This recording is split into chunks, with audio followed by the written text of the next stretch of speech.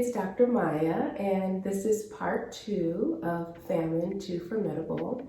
You know, if you are just kind of tuning in or just connecting with me, you just happen to click on this video, check out my introduction or launchpad video just to get a sense of, who I am, my background, credentials, and really just the purpose of this series.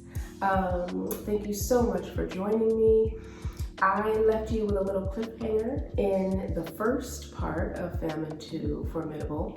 It is the first series, really, in this installation of videos I'm calling Just Another Detour, which really is modeled after the book that I wrote, also called Just Another Detour, shameless plug. A practical guide for moving through painful moments to your next win.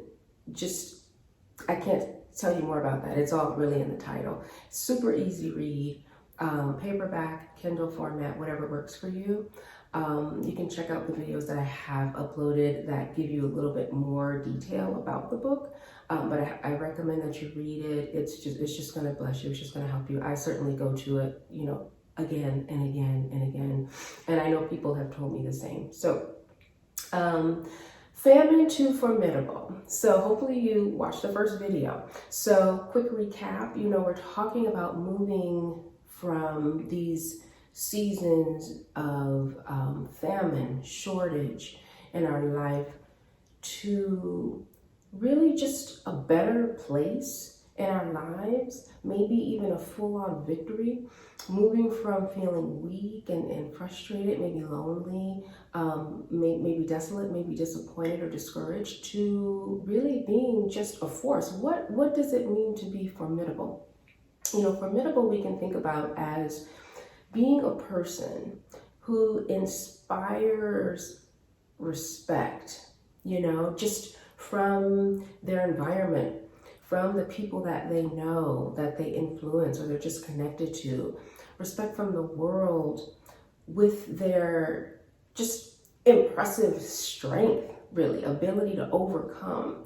And it doesn't matter how discouraged you might find yourself, because believe me, I've been there, we've all been there. There is the formidable version of you inside, waiting to come out and show itself, but it takes time. And that's something that I go into in the first video. So make sure you check that out first. I left you with a little cliffhanger because we talked about the 3 steps as I see them, from moving from shortage to formidable, famine to formidable. Step 1 being just sort of identifying the fact that I need to set my mind to a new reality, that I am not going to stay here. I am going to move beyond this famine. May not be today, may not be tomorrow, but I am going to move out of this famine. Step 2 being, I may need to look around, check out my surroundings, and hold on to something, reconnect with something, utilize a resource out there, video, song, book, person, therapist, friend, the list goes on and on. My faith, connect with something that I can just hold on to, okay, in this moment where I'm trying to build up, re-energize, to be able to move out of this sometimes very extended, very long, dry season. And then step 3 being, okay, now I see, got a little rest, feel maybe just slightly a little rehydrated.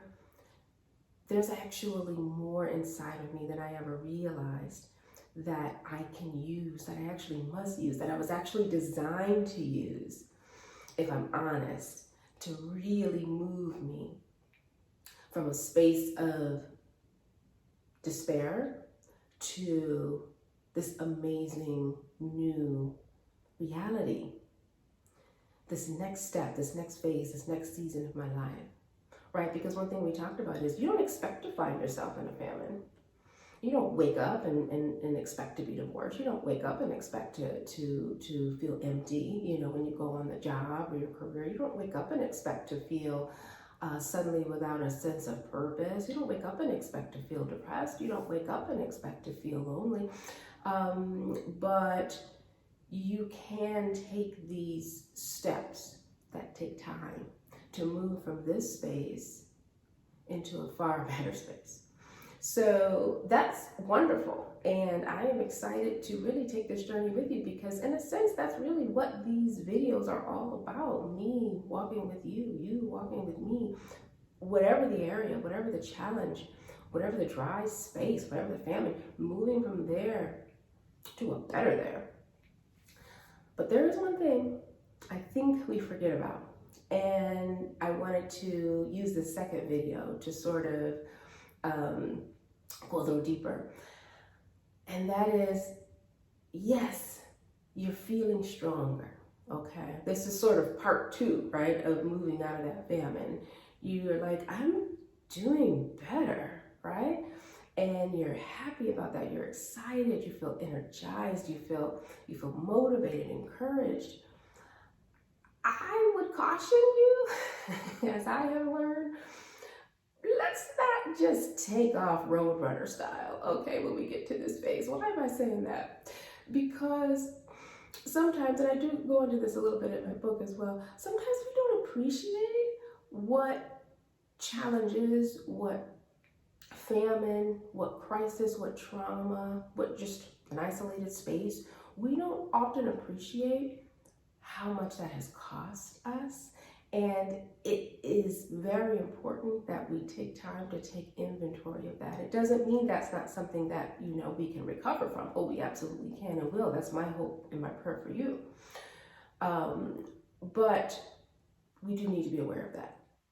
So we don't want to show up to this next space in pieces. We don't want to show up, some kind of haphazard version of ourselves, right? We want to show up in fullness, wholeness. We want to be in our full and complete right mind. We want to be able to, if we are even sort of reimagining who we are, even if we are sort of recreating, or a better word might even be optimizing who we are, we still want to show up whole and in one piece. We don't want to just run into the next thing. So I didn't want to do it, but I'm going to have to do it.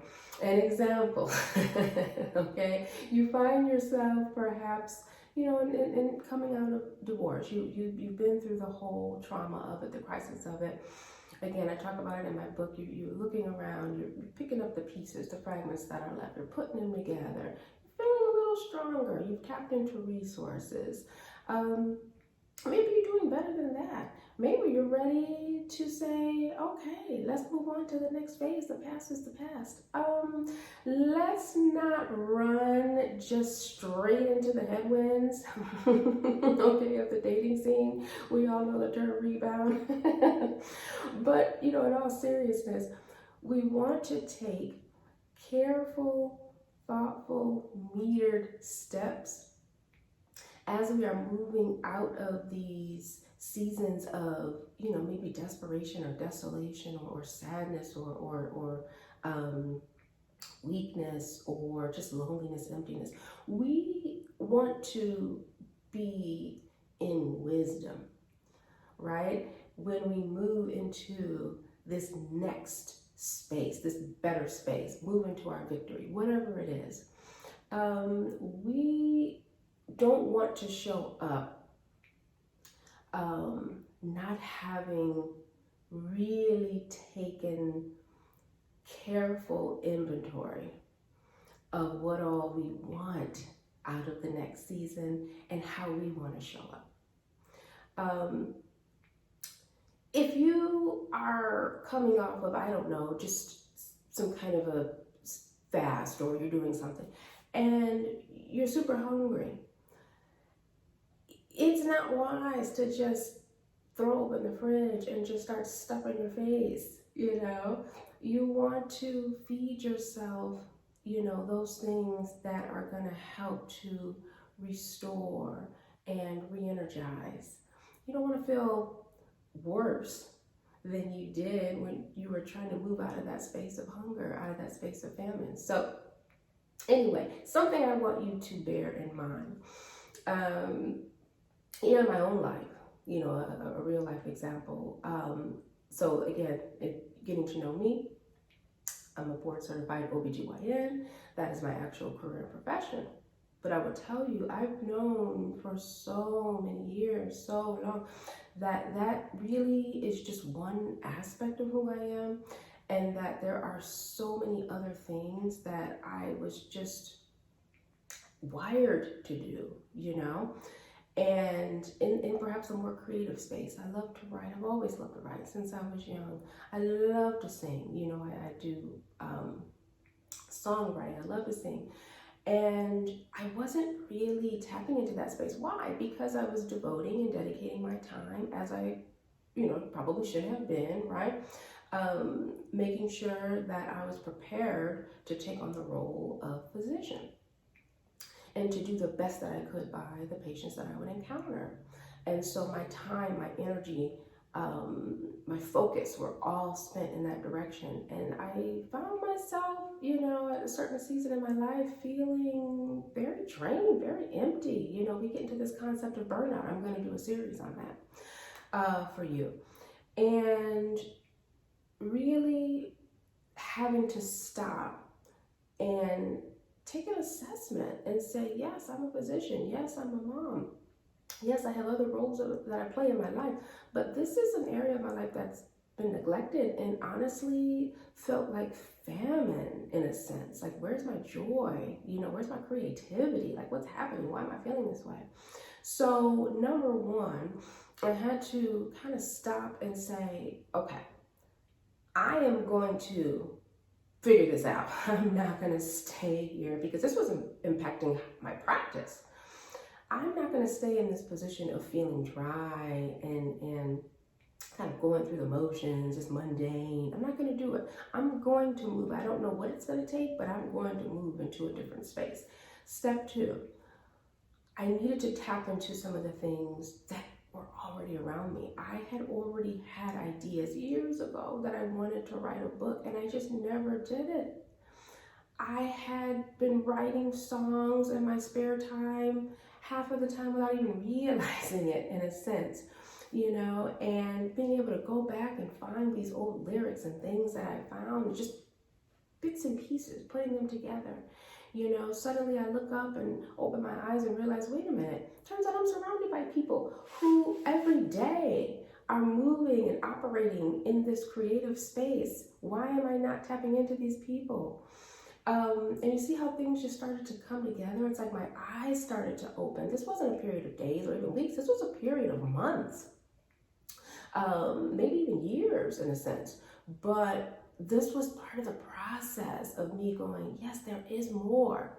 And that's what the hunger, that's what the famine in a sense was trying to show me. There is more.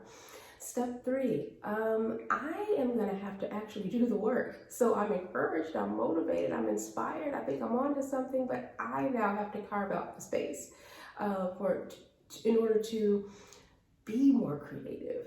I have to create the space on weekends. I have to navigate that with also being a parent and whatever else, was on my agenda. And I did it. And I'm still doing it. And I can't even tell you, it's amazing. It's like waking up into a brand new dimension of yourself that you always knew was there inside of you, but you're just starting to see unfold day by day. And that is exactly what I want for you. You're probably there, or you're probably on your way there, or you just left there. So in some way, some sense, you understand. You can identify with what I'm saying. So that is really what I wanted to present, I suppose, about moving from spaces of famine to being formidable, being almost like an impressive example for yourself, for your children, for your family, for people on your job, people you're connected to, the world. I'm an overcomer, and this is how I did it. And I'm in a better space, or I'm certainly headed there. So I'm proud of you. I'm excited for you. You just keep taking this thing, let me tell you, day by day, and the tides are turning in your favor. I know it, I believe it. I'm here walking with you. Dr. Maya, I'll see you in the next video. It's Dr. Maya. Don't forget to click subscribe, and you can follow me on social media for more. And don't forget, just another detour. See you at the next stop.